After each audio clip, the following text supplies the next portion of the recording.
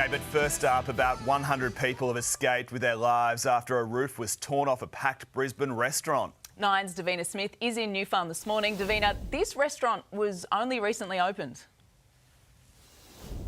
Yeah, Ali Clint, good morning. You've really got a feel for the owners here. They opened in April last year. Have a look at the destruction that has been left behind after what they're calling a mini tornado swept through Brisbane just before 8 p.m. last night. There are around 100 people sitting outside here.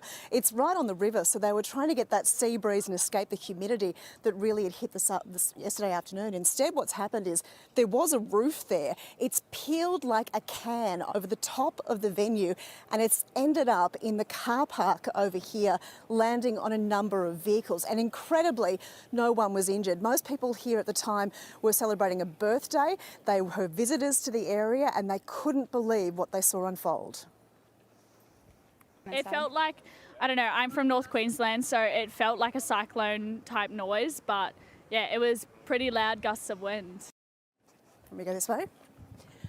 It wasn't the only part of destruction across southeast Queensland last night. There were a number of calls to emergency services, 80,000 lightning strikes, around 8,000 people lost power. And at the heart of all this was also the Luke Combs concert. His debut in Australia, a packed Suncorp Stadium gathering there for his show. But just before showtime, anyone who was outside an exposed part of the venue was told to get out and undercover because of the lightning. Thankfully, it was only delayed 15 minutes and the show went on. This morning, though, a huge clean-up here for the owners here. And while it's a new venue, it's actually quite a historic site for Brisbane. It was opened in 1942 for the first time as part of the US Marines, as a submarine base. And it's very popular as part of a walking and running track here for a lot of people passing through this morning. Everyone's stopping to take a photo and to take in the damage that really is quite extraordinary. Oh, such a headache for those owners. Davina Smith in New Farm. Thanks, Davina. A cyclist has died after being hit by a car in Melbourne's southwest. Police say a Mitsubishi SUV was heading along Armstrong Road at Wyndham Vale when it collided with the rider just before midnight. He died at the scene, with the 19-year-old driver now being questioned by police. A highway patrol officer is fighting for his life, and a truck driver is in hospital after a collision involving a police car on the Cunningham Highway in Queensland. It's understood Senior Constable Chris Leonard was trying to pull over another vehicle when he crashed head-on with a truck, leaving him trapped inside. There are calls to overhaul Sydney's cab fares this morning, with passengers being slugged excessive prices for airport pickups. Let's go live to Nine's Sydney reporter Erin Ramsey, who is at the rank for us this morning. Erin, this is despite new laws to crack down on cabbies. It is, Lizzie. If the taxi surcharge for the airport isn't already enough, it's been revealed that taxi drivers are taking passengers for a ride, charging almost $40 more for a standard trip from Sydney International Airport into the Sydney CBD. Now, this is all despite new laws kicking in just last month for cracking down on dodgy cabbies that are not starting the meter or overcharging for standard flat rate for rides. And these laws could see the 2 strikes and you're out rule, which means that drivers could have their licence revoked if they are caught doing the wrong thing. Now, a recent investigation by The Telegraph this week revealed that some taxi drivers are still doing the wrong thing, charging almost 60% more for a standard trip from the international terminal into the city. Now, the government has called on the pricing regulator to look into this. They are potentially looking at introducing a flat rate across the board for a trip from the airport into the city. Now, Lizzie, a decision on that is due mid-year. Erin Ramsey in Sydney for us. Thank you. A stolen car found dumped is believed to be linked to a shooting which has left 2 teenagers aged 15 and 17 in hospital in Melbourne. Police are hoping to question up to 50 people over ambush attacks that involved some also being armed with machetes in Collingwood around 1 a.m. yesterday.